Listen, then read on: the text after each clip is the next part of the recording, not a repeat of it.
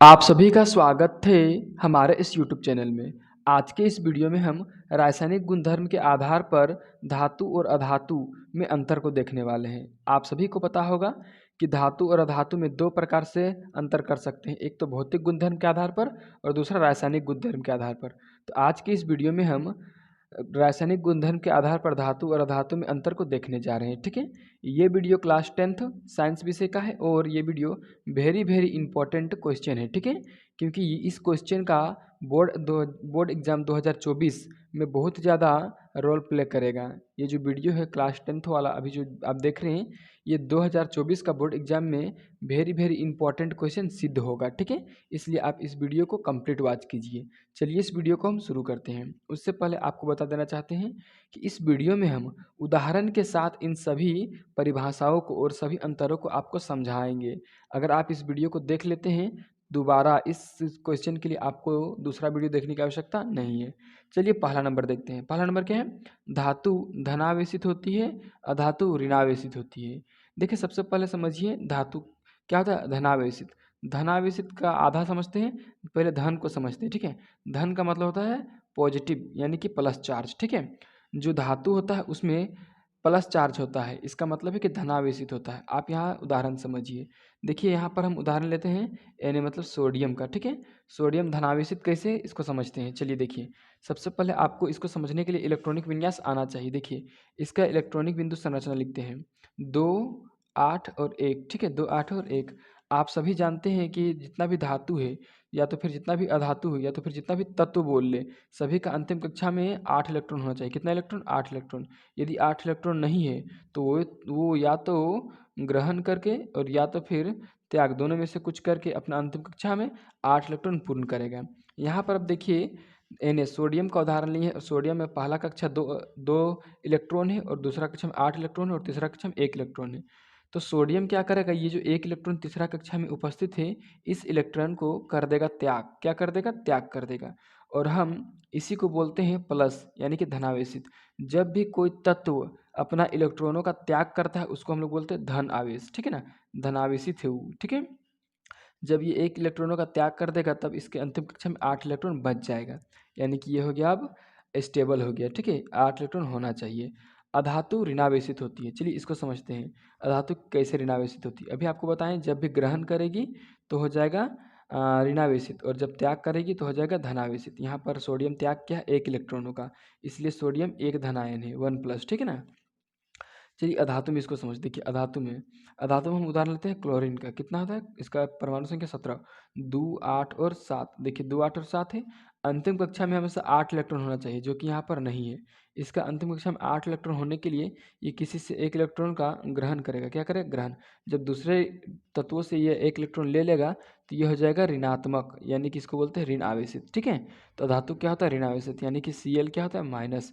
और Na आपको हम यहाँ बताए थे Na क्या होता है? तो Na होता है प्लस। ठीक है ना, कितना प्लस? तो 1 प्लस, लेकिन 1 लिखा नहीं जाता है, प्लस मतलब 1 प्लस। अगर 2 रहता तो 2 प्लस लिखते। ठीक है, अगर यहाँ पर -1 है इसलिए माइनस लिखे हैं, सिर्फ 1 नहीं लिखा जाता। अगर 2 रहता तो 2 माइनस लिखते। चलिए अब चलते हैं हम दूसरा नंबर समझते हैं।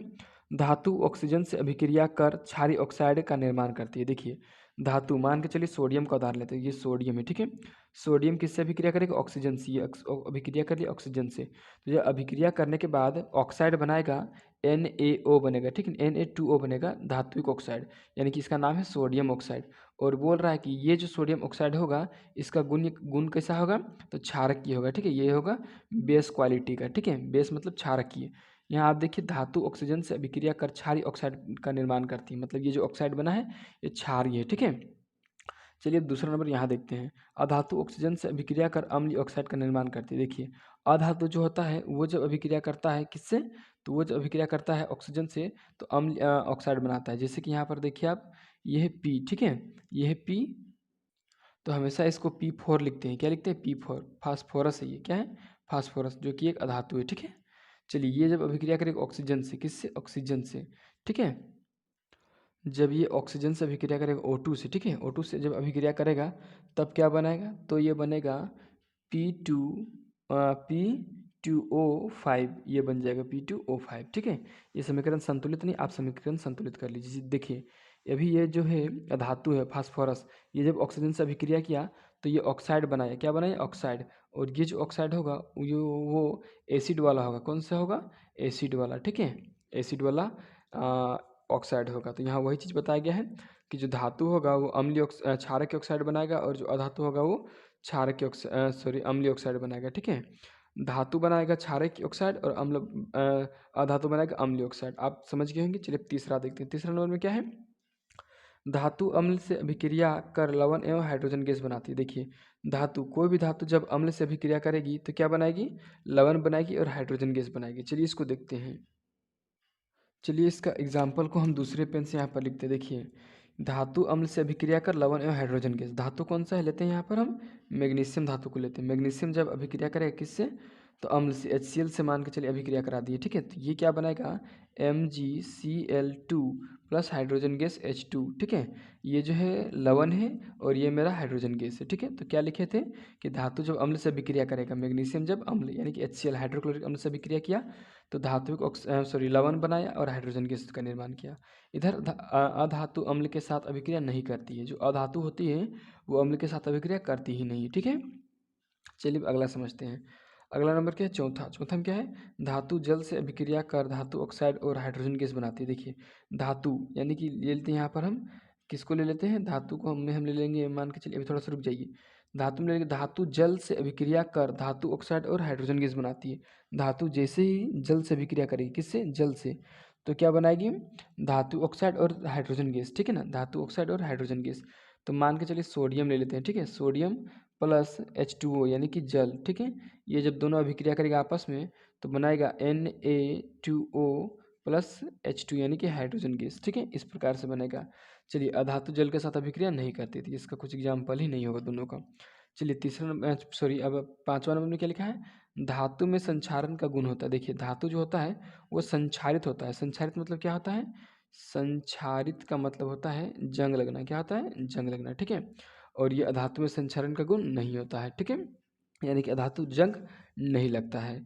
जैसे कि मान के चलिए अब देखेंगे लोहा को, किसको देखेंगे, लोहा को, लोहा के ऊपर में पानी के संपर्क में आने से भूरा रंग का परत चढ़ जाता है, ठीक है, जिसको जंग लगना बोलते हैं। जबकि प्लास्टिक में और लकड़ी में इस प्रकार से होता नहीं, क्योंकि वो सब सारा अधातु है, ठीक है। तो अब आप रासायनिक गुणधर्म के आधार पर धातु और अधातु में 5 अंतर को लिख भी लिए होंगे, समझ भी गए होंगे। अगर आपको ये वीडियो अच्छा लगा है तो वीडियो को लाइक और चैनल को जल्दी से सब्सक्राइब कर दीजिए और दोस्तों के साथ इसको शेयर भी कीजिए।